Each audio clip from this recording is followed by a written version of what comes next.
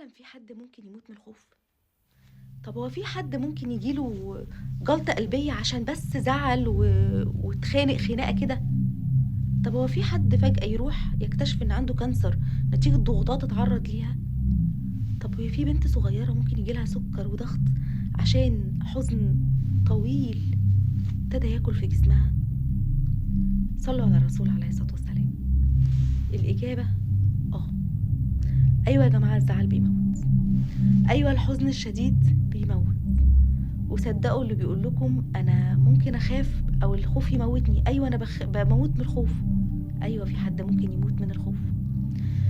في حاجة اسمها متلازمة القلب المنكسر، ودي نفس أعراض الجلطة القلبية، ولكن الجلطة القلبية بتبقى سببها انسداد في شرايين القلب، وبيبتدوا يبقى لازم في تدخل جراحي عشان شرايين القلب دي. ولكن متلازمة القلب المنكسر هي نفس أعراض الجلطة القلبية. بيحس الإنسان بضربات شديدة جدا في قلبه بسبب الحزن الشديد اللي بيمر بيه. بيحس بخفقان في قلبه، بوجع وألم شديد في صدره. مش بنبقى قادرين ناخد نفسنا من الحزن، من الوجع، من بصة ملهاش لازمة، من شخص ملوش لازمة بصهالك فانتي اتوجعتي، من حد انت ممكن تكوني اهتميتي بيه جدا واديتيلها او اديتيله كل الحب اللي جواكي بكل الرحمة، فتتفاجئي ان انت حاسة انها بتدوس عليكي وانها بتضايقك وانها بتهملك او ان هو بيهملك، فقلبك يشيل ويتوجع فتحزني، ف... فيحصل لك جلطة والعياذ بالله، او تكتشفي ان عندك مرض او سكر او بسبب الحزن والزعل. فلا يا جماعة، محدش يستاهل ان انت تتوجع، محدش يستاهل ان انت تموت وتسيب الدنيا الجميلة اللي ربنا خلقها لك. لو حد وحش ففي مليون حد كويس. لما واحد راح للرسول عليه الصلاة والسلام وسأله يا رسول الله عظني انصحني، فقال له لا تغضب. قال له تمام، طب عظني انصحني نصيحة تانية. قال له لا تغضب. طب انصحني تالت. قال له لا تغضب. وكأن الرسول عليه الصلاة والسلام عايز يعلمنا ان احنا بنزعل، ما قالوش لا تحزن، لان الحزن ده حاجة طبيعية. سيدنا محمد عليه الصلاة والسلام حزن جدا على موت زوجته السيدة خديجة وعمه، فكان سمي هذا العام بعام الحزن. اذا الحزن وارد جدا، ولكن إدارة الحزن وإدارة الغضب هي دي اللي الرسول عليه الصلاة والسلام نصح بيها. ان انت لا تغضب، ما تسيبش حزنك يخليك تغضب فتتعصب فيجيلك جلطة. لا، تعلم ازاي تدير الحزن بتاعك صح. 80% من النساء بيصابوا بمتلازمة القلب المنكسر.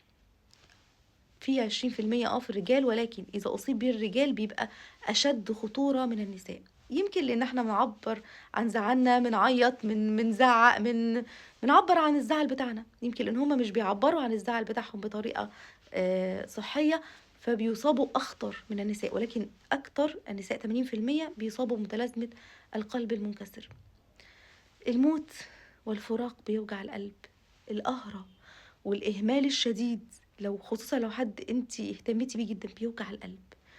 الظلم بيوجع القلب. الكلمة اللي ملهاش لازمة بتوجع القلب. البصة اللي بتبقى جواها كلام كتير يجرح بتوجع القلب. ولكن ما تخليش جسمك يعبر هو عن زعلك، عبري انتي عن زعلك وغضبك. عيطي، غيري مكان قعدتك، لو قاعد قوم، ولو انت واقف اقعد، اتوضى، روح اغسلي وشك بميه بارده، فالقلب يبتدي يهدى شويه. الحقيقه ان متلازمه القلب المنكسر بتيجي نتيجه ضغط عاطفي شديد جدا، ضغط عصبي شديد جدا، خوف مفاجئ، فالقلب يبتدي يعبر عن ده. هرمون الادرينالين بيزيد فجأة، فالقلب مش بيبقى قادر ان هو يضخ القلب بطريقة سليمة، فبيصاب الانسان بأي تعب، خاص تعبيرا عن الزعل والغضب. وده فكرني بعروسة كانت فرحها كمان اسبوع او اسبوعين، فكانت اخر فترة بتحكي والدتها بتقول انها كنا دايما نسمع صوتها بتزعق مع خطيبها، دايما نسمعها بتعيط وتقفل على نفسها اوضتها وتنام. فجأة صحت اشتكت بألم شديد جدا في صدرها الشمال، وضربات قلب سريعة. خدناها على المستشفى بعد فحوصات وبعد اشعاعات كتير، عرفوا ان عندها نزيف على الرئة. السبب كان حزنها، كانت إنها بتكتم حزنها جواها، فالجسم عبّر عن الحزن ده بالطريقة دي، بطريقة النزيف الشديد اللي على الرئة. كلمة ما لهاش لازمة، إهمال ما لوش لازمة، وجع ما لوش لازمة، كان سبب في إنها تفارق الحياة. ما فيش حاجة في الدنيا تستاهل إن أنت تزعل، ولمّا تزعل افتكر إن في ناس كتير كويسة، لو شخص وِحِش والله في 2 و3 كويسين. لمّا تزعل افتكر واحمد ربنا إن أنت اللي مظلوم مش اللي ظالم. افتكر إن اللي ظلمك ادّاك option حلو أوي، ادّاك دعوة لا تُرَد، فأنت معاك دعوة لا تُرَد من الله سبحانه وتعالى. افتكر إن مهما كانت ذنوبك لمّا أنت اتظلمت بقى ربنا معاك وعليه، على اللي ظلم، فطبطب أنت على نفسك بده. افتكر إن عندك رب كريم ورحيم وجميل، روح احكي له، قُل له: يا رب فلان الفلاني وجعني وضايقني، يرضيك يا رب؟ يا رب أنا نايم زعلان وقهران، ومن غير ما تحكي، ربنا عارف وسامع وشايف الدموع اللي على المخدة بسبب القهرة والزعل والحزن، فده يكفي إن أنت تطمن إن معانا رحمن ورحيم في حياتنا. مؤخرًا لقاء سويدان الإعلامية المشهورة طلعت وهي بمنتهى القوة وهي عندها العصب السابع، بُقّها معوج، بتقول إن عينيها كانت أقصى طموحاتها إن عينيها تغمض وتقفل، وإن الرمش اللي إحنا البربشة اللي إحنا بنبربشها بعينينا دي رحمة من ربنا سبحانه وتعالى. كانت بتحكي إنها عشان تنام كانت لازم تغطي عينيها بلاستر أو سولوتيب عشان تعرف تغمض عينيها وتنام كويس. طلعت بكل شجاعة وقالت إنها نامت زعلانة، صحت عندها العصب السابع، بُقّها معوج ومش عارفة تتكلم.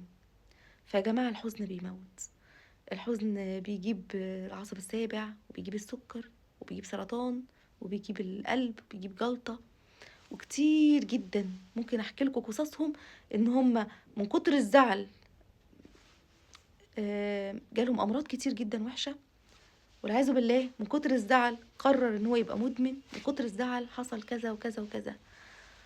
فعبّروا عن زعلكم، ما تستناش إن جسمك هو اللي يقول لك كفاية، كفاية، ما تعملش كده، فيعبّر عن الزعل في إن ييجي لك جلطة. هو إيه الأعراض دي؟ الأعراض دي كلها إن قلبك بيقول لك كفاية أنا مش قادر، مش قادر على الزعل ده. ما تنامش وأنت زعلان، زعلانة روحي اتوضّي وصلّي واحكي لربنا، زعلانة روحي اتكلمي مع حد استشاري نفسي وطلّعي طاقة الغضب اللي جواكِ. زعلانة روحي اخرجي تصدّقي، الصدقة بتشيل الحزن وبتشيل الزعل وبتشيل أي حاجة وحشة، الصدقة بتطفئ غضب الرب. زعلانة عبّري عن زعلِك بالعياط. لمّا كان حد بيسألني إيه السايكو دراما اللي أنتِ متخصصة فيها دي، فده نوع من أنواع التعبير عن الزعل والحزن.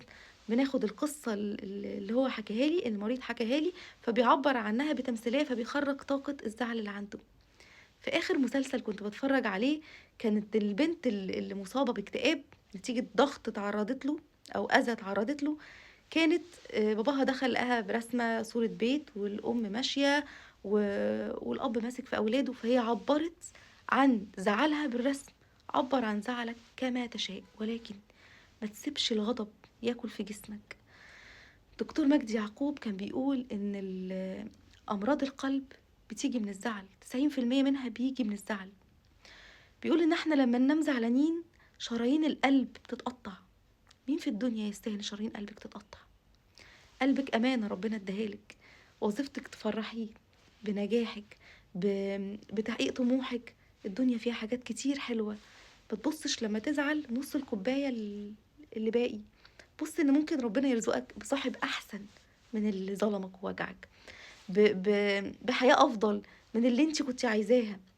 اللي ظلمِك واللي جرحِك واللي وجعِك واللي أهملِك رغم كل اهتمامِك واللي اتكلمت عنِّك كلمة ما لهاش لازمة واللي بصِّت لِك بصّة ما لهاش، كل ده ربنا سبحانه وتعالى عارفه.